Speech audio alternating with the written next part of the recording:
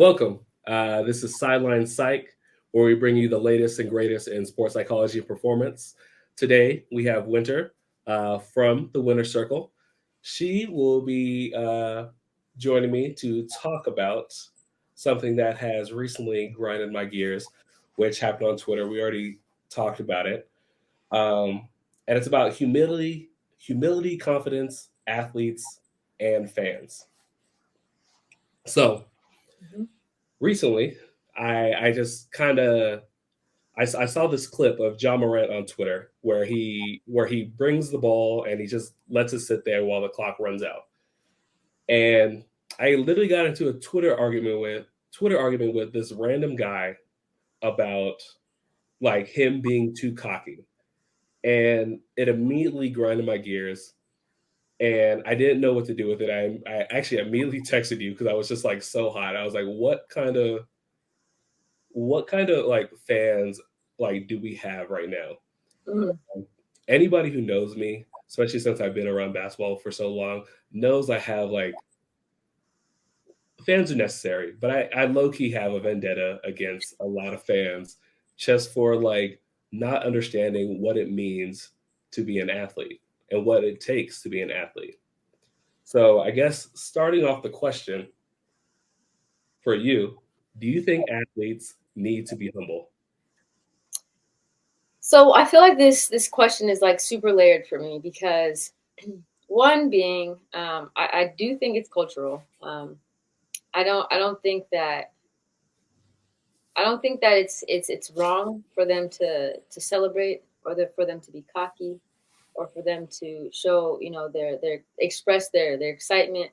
I don't see any harm done. I feel like at the end of the day, this is what they've trained to do, and this is what they've like basically waited their whole life, to do or become. So who are we, or who are anyone, fans especially, because they probably have never picked up a ball in their life, sideline reporters. They're like literally you don't know where they came from. So why can't I celebrate? Why can't I be cocky about my accomplishments? Like yeah, who's to say that it's wrong? That's my flatline opinion. Now on the other side of that, oh, go ahead. Go ahead. Were you gonna No, say no, something? no, no, no. Go ahead. Keep going. Keep Okay. going. Now on the other side of that, I do also understand like the Kobe Mamba mentality, like in terms of okay, like I've hit this shot, I've done this a million times, I've seen this play before, and this is nothing I'm surprised about.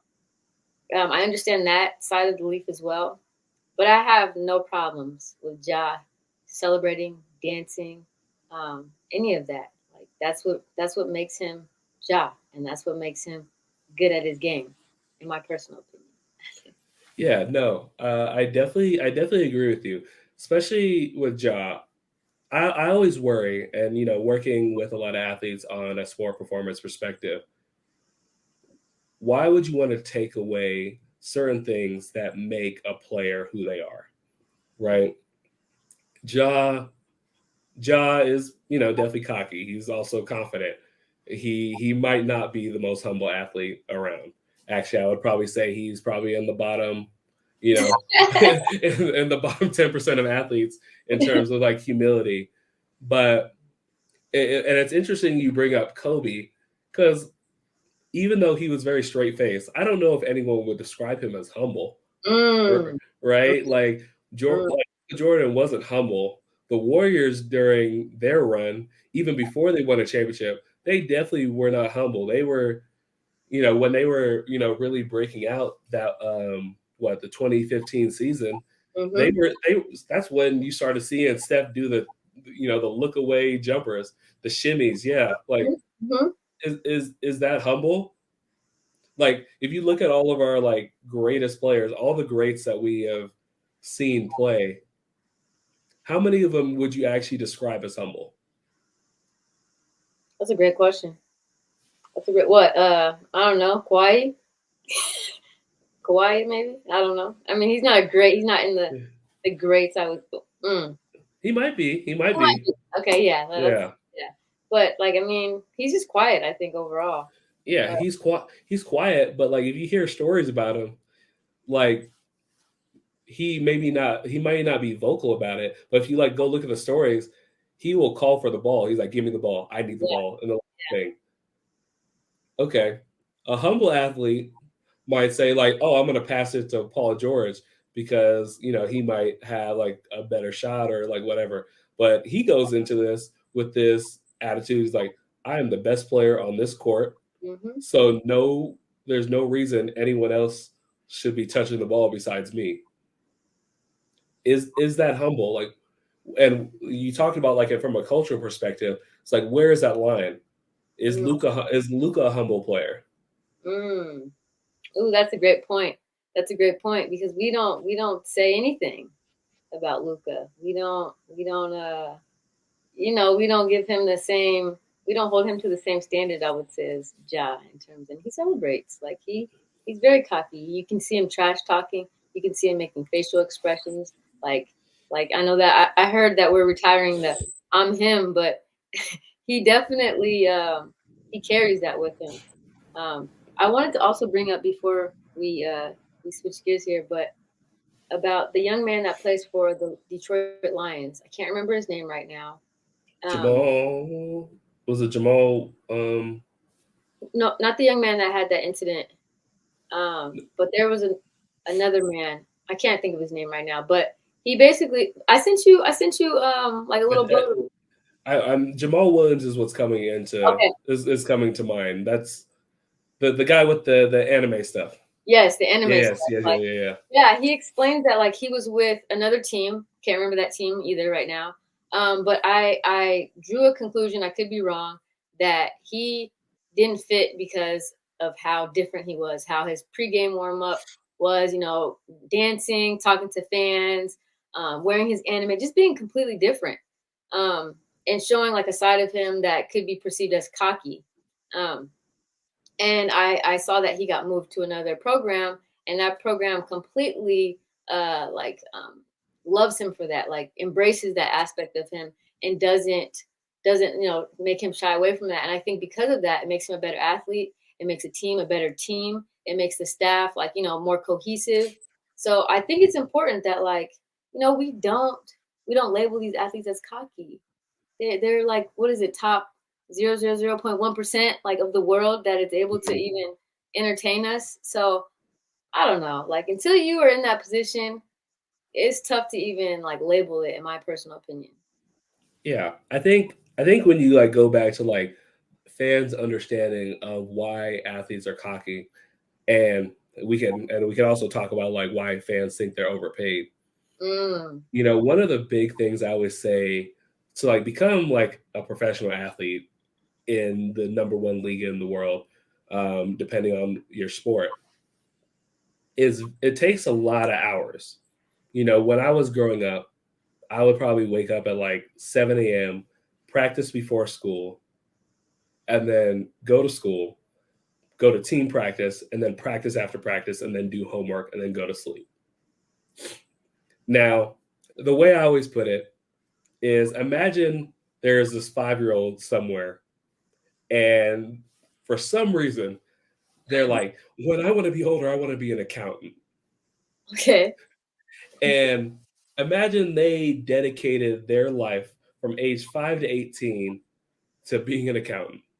Mm, And they mm, worked on their business for 13 years. And when they're 25 years old, they've been working for what, 20 years on becoming an accountant.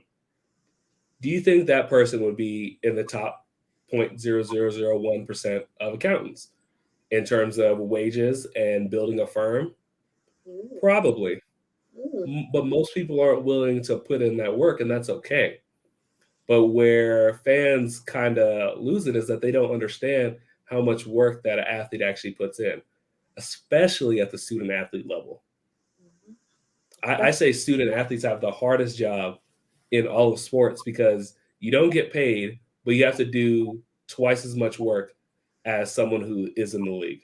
Yeah. Well, in our era, not to date us both here, but kids are able to get their NIL deals now and get paid for it. But you're Yeah. right. Like there were some days where I'd be like, get off from practice, be like, what are we gonna eat today? Like, like how is this gonna happen? But yet I gotta get up and go to practice and do this, this, and that, and like, homework, schoolwork, all of that. So yeah, great point. Yeah, and so many things are connected, right? So, like, yeah, the NIL deals are great, but I think I saw like this. I think I saw like this stat, and I might have the number wrong, but it was essentially like with all the money that the NCAA gets, they could pay essentially every basketball athlete like $300,000. It's crazy. So like even then, like the NIL deals kind of pale in comparison to the amount of work that you put in Facts. as a student athlete. Facts. Oh, Hmm. okay. So now my favorite topic: fans suck in in almost every sense of the word. I think did you freeze? Oh, okay, you're Did I? back. You froze for a second. You were frozen Did for a I? second. And what do you think about fans speaking reckless to players, GMs, and coaches? I definitely think there needs to be some type of boundary.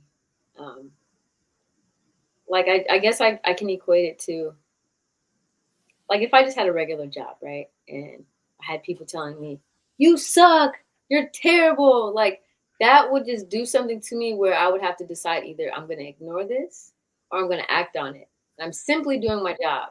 Um, so I think that it needs to be. I think it needs to be regulated somehow, some way, especially on social media platforms.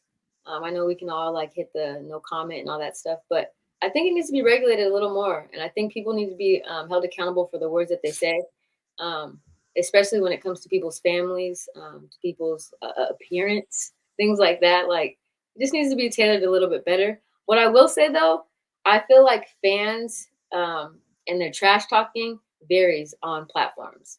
So, for example, Twitter, for sure. Like they go ham on Twitter. Like they say anything. That's part Anything? of the yes. It's like Twitter fingers is a real thing. Yeah. Um, Instagram, mm, I feel like it's that middle ground where it's like you're gonna get hate, you're gonna get love and hate at the same time. TikTok, I've noticed that. I mean, it's like a love platform. Like you're so great from what I've seen. Like Yeah. it's more, it's less hate. It's a little bit more like I'll give you your flowers. Um, so it varies. I've noticed on I don't know. Have you noticed that at all? Yeah, I think that's like a interesting observation. I feel like when I go on Twitter, I feel like 90% of it's negative. Hmm. Um oh, what was the video of Russell Wilson I sent you? Yes, I'm glad you hit The that topic. Yeah, so the video of Russell Wilson I sent you specifically like highlights what you're talking about like on Twitter. And it Hmm. was the video of him meeting up with the other player on the other team who was number 3 to do like a tribute to DeMar Hamlin. And a lot of people know Russ signed that huge contract, and let's just say it was not a great year for people named Russ.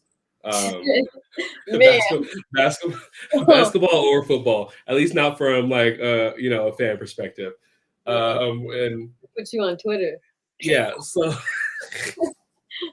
so they did this tribute for DeMar Hamlin, who was laid up in the hospital, almost had like who had a near death experience, and they did this very nice tribute where they took a moment of silence, they took a knee in honor of him because they wore the same number. Hmm. When I tell you, I went through the Twitter comments and I just knew because Russell Wilson was involved that they were going to be talking so reckless, and I can't even I maybe saw out of like the 100 to 200 comments I read, maybe 3 positive ones, and First off, that's yeah, insane. 200 comments. Yes, I read through 200 just to see if I could find like a positive, Right. like positive one. No, And the most positive one I found was like, oh, y'all are just like this because y'all hate Russell Wilson. They didn't actually say anything good. They were just saying like, yo, chill out. honestly, it's sad. Like, I feel like Russell Wilson was doing what he knows, like, and that's to pray. pray for someone in need. And whether it be, in his house or on the field, that's all he was doing. And I think that it was a moment for like us to really be like human, like, if that makes any sense. Mhm. And it's unfortunate that everyone on Twitter specifically, because I read those comments as well, was hating. Like, what are we hating on? Because he's uplifting his fellow brother and, praying for him and hoping that he's okay and he'll be all right. That's insane that we literally are talking trash about that. Like, what are we getting out of it? What are fans getting out of it?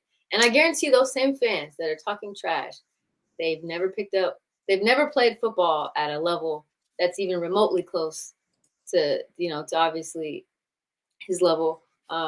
Just a lot. Like, I don't know. I feel really bad that even he even has to like go back and possibly see that, or his family has to possibly see that when he was literally he didn't throw an interception, he didn't get sacked, he was praying for a fellow football player, and they found fault in that. Um, I think that mentally it does something. It will wear you down. Um, if you find yourself reading those things or looking at those things, and who knows, he might start to believe those things after a while. And Mhm. I don't know. It's just it's all around bad. It's all around bad. Bad look. Yeah. And the interesting thing and was that they didn't say anything about the other player. They made it seem like Russell Wilson somehow coerced this man into taking a knee with him. Like they were like, So yeah, they're like, yeah, Russ is so corny for this. How is he making this near death experience about him? He forced him. Oh yeah, he's looking at the cameras. I was like, what is wrong with you people? Like, tragic.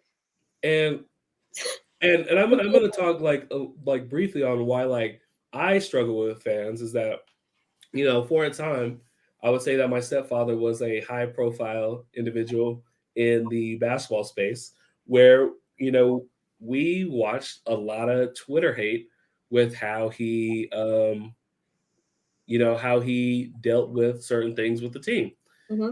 And I remember this one comment specifically, and they were talking about like my little brother. They're like, yeah, they were like, sorry, I got to curse, but they're like, yeah, fuck this guy. If his son ever comes back to the city, it's on site.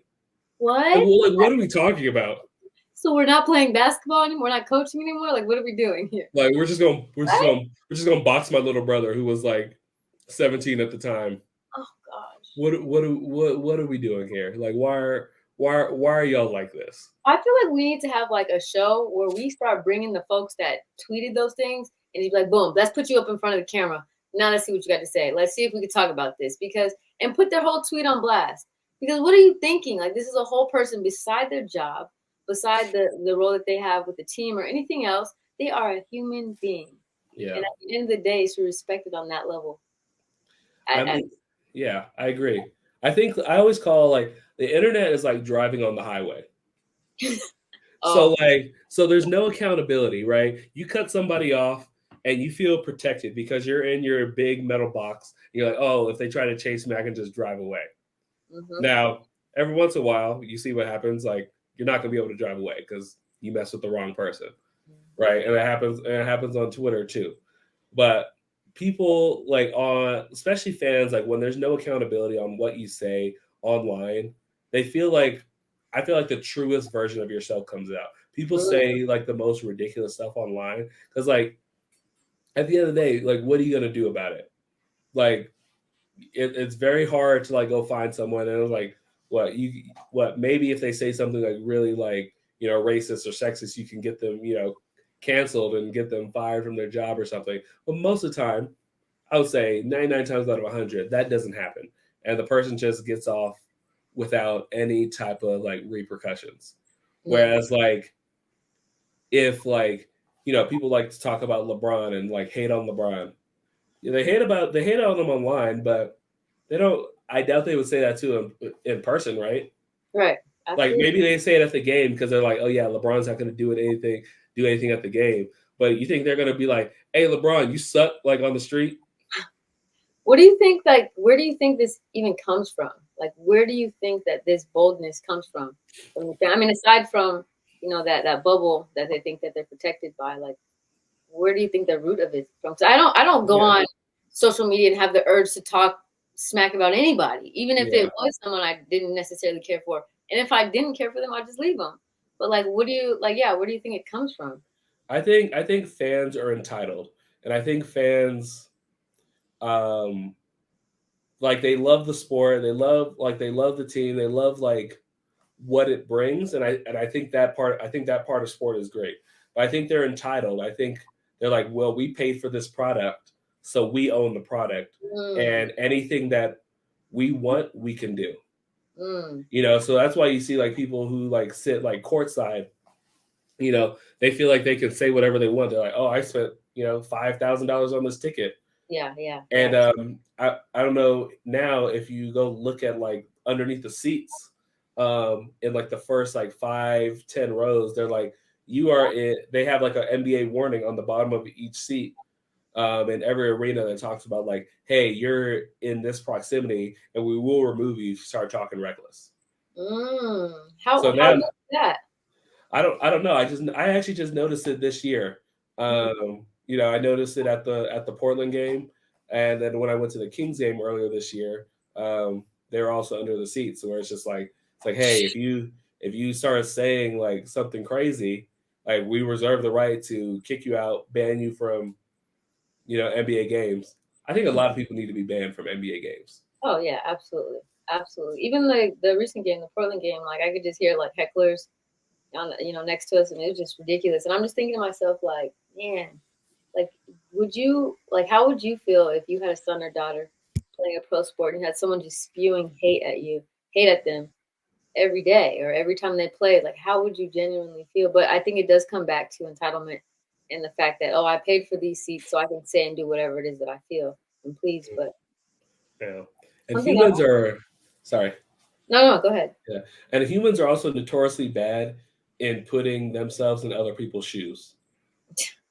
Like I think it's like I think it's something like unless it happens to you, you really don't understand. And and it's like anything that happens to someone. Like there's a big chunk of people who will never understand like the racist things that happen to me on a day to day basis. Yeah, that's a fact. They won't understand the sexist things that happens to you on a day to day basis because they just haven't experienced it. Hmm. And most people really lack the ability to truly empathize with people. That's So a good like point. so you look at sympathy versus empathy, like they're like, oh yeah, people will be like, oh yeah, that sucks, but they won't really ever understand Yeah. how you feel until they walk through it. Hmm. Yeah, no, that's a really big point. Empathizing is just one of those things, like really placing yourself in that person's situation, and not just like you said, not saying, "Oh, that sucks," but like really jumping into that and unpacking it and being like, "Okay, well, how can this affect this person? Why does it affect this person? Have I experienced that kind of feeling before?" And kind of sit there with it. I think that's key in empathizing, and a lot of people do get those things mixed up. Um, but man, like I don't know. All I know is like if I have when I have kids, I don't want them to experience that that side of life. And I know it's inevitable, but it's just unfortunate. I feel like there just needs to be something like structurally in place for that specifically. I don't know how we would go about doing that, but something needs to happen. And I see it was affecting Russell Westbrook for a Mhm. minute. And they were relentless with that, boy. They were coming up with anything to say to that man. And just think about what that does to their mental performance. Like you can't say, "Oh, he's a pro. He does this for a living. This shouldn't affect him." But like we keep saying, he's a person. At the end of the day, he's a human. And it's important for us to empathize and sympathize with whatever it is that they're going through. I agree. I think with like Westbrook, I think it's interesting to watch like the past 2 years, right? Yes. So the most hate I feel like he got was from actually I want to take away the word actual before I say it, from Lakers fans, and Yep. in quotes, who were saying like, oh yeah, this guy's a bum. He's like He's washed, all this kind of stuff. When he just had a great season in Washington, he played well in Houston. Um, and even when he was averaging a triple double in his MVP season, people were going like in on him, and I feel like they just wanted to hate on him Yes. for whatever reason. But going back into like his first year with the Lakers, people were talking about him, and I was like, all right, there is a trend specifically with the Lakers of players coming to the spotlight and playing worse, right? So a lot of these fans come and they say all these reckless things, and no matter how like tough of a skin you can develop as an NBA player, eventually that stuff will probably get to you, Yes, you see it. and they start playing worse, and it becomes like a self-fulfilling prophecy, and it's almost like fans don't want their team to get better. Mm.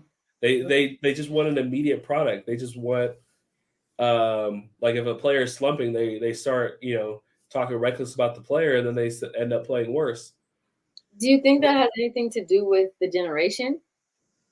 I think this is something that fans have always been like this. Okay. I remember going to a game when I was like 10 years old. I went to a Philadelphia game.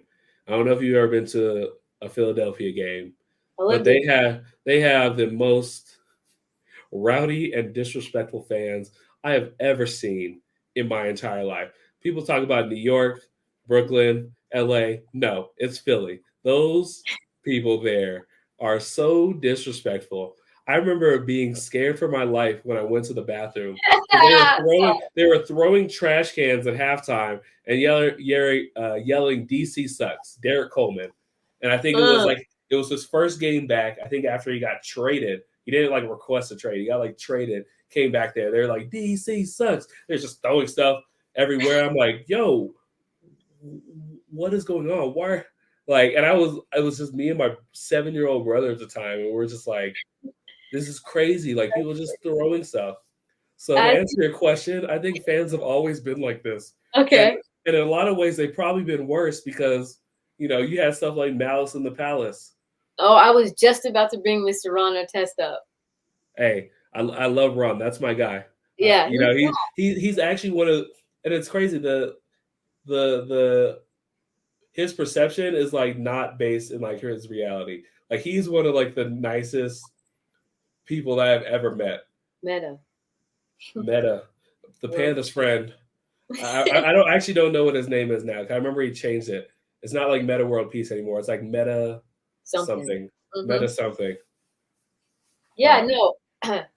Like, okay, let's talk about that then. Like the whole Ron Artest situation. From what I remember, I think he was waiting for a play to be officially called, and a fan threw something down and it hit him in the chest while he was like chilling, right? So he gets up. I'm assuming like just sees red at this point because he's like, really? Like, all right. So he jumps up and he does what he does. How do you feel about that? Do you think that's justifiable? Do you think that's like, you shouldn't have done that, but we forgive you, or Brett, you shouldn't have done that at all? Like, Okay, I definitely don't think you shouldn't have done that at all because okay. like I'm a very calm person, but like you throw a drink on me, it just like if we're like in a club or we're out somewhere, you throw a drink on me, like I'm not just gonna stand there. Like I'm not just gonna stand there. I was like, all right, so like that means you wanna buck up, like you're ready to go. Like that's what that Fight for it. means. Or Fight for it. like a slap, right? Like there's just certain things you don't do. Like if a grown man slaps me, I was like, now we have to box. Now I have to close my fist and put it through your teeth. Like I'm sorry, like I'm a therapist. I'm very calm. I'm very reserved. But like I'm a therapist. but like there's certain things that you don't do.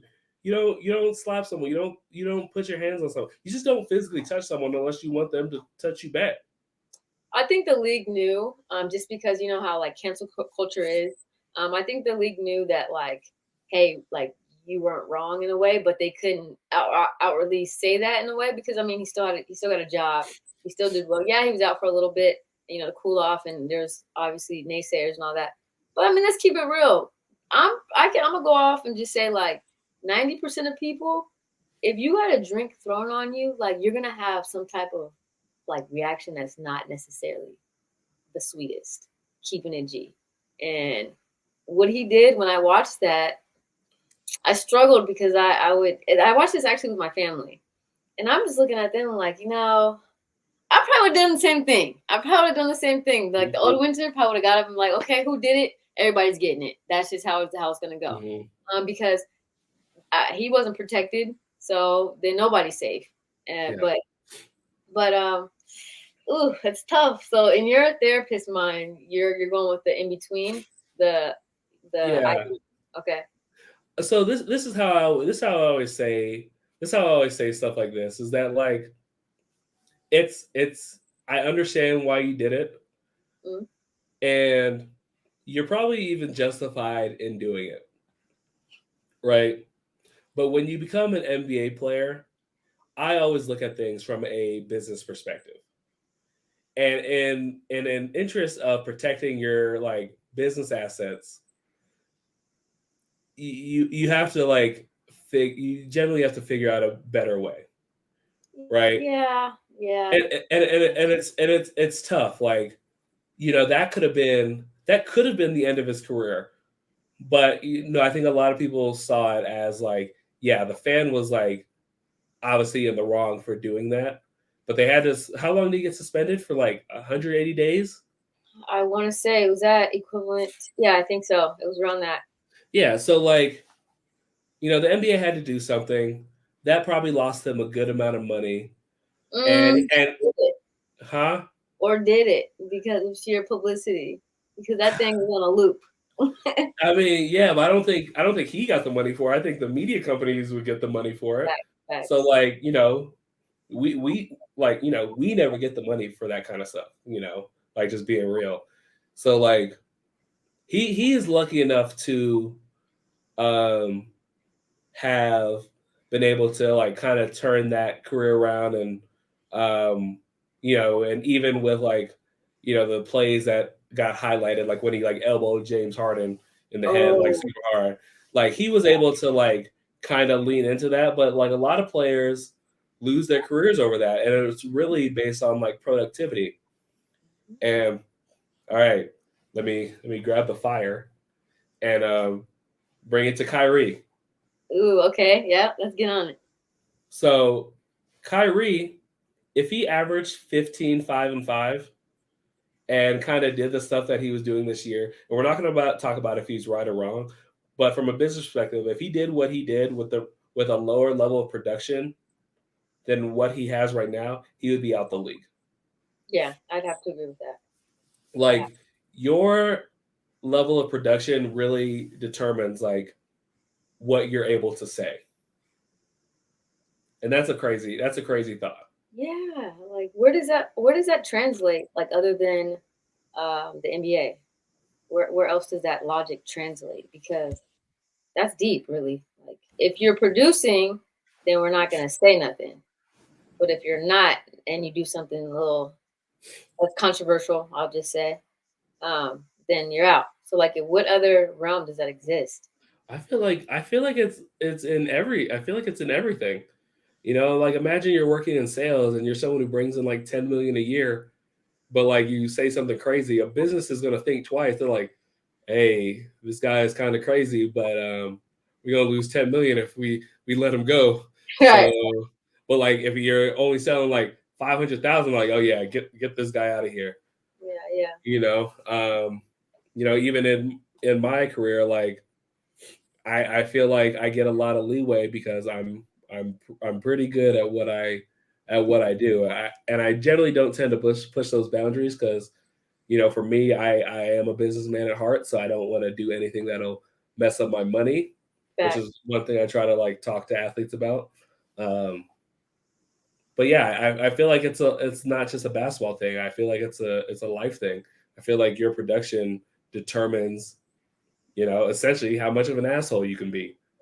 That's why you look at all the people, like a bunch of people in the 1%, not all of them, but like you look at a bunch of people in the 1%, I feel like you're more likely to find an asshole there. True.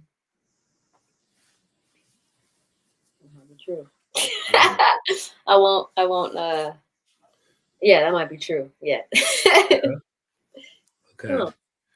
Well, that is about our time. I would really want to thank you for coming on. This was very fun. We should definitely do this again. I definitely have so many other topics I wanted to bring up, but like then we would have been talking for 3 hours and nobody's going to watch that. Oh, fair, fair. Why? Thank you for having me on, for sure, Jordan. I enjoyed my time. I look forward to for sure having like some type of like discord about the other topics that you had in mind. Mhm. But yeah, thank you. This is really cool Yeah. All right. Thank you. Have a good one.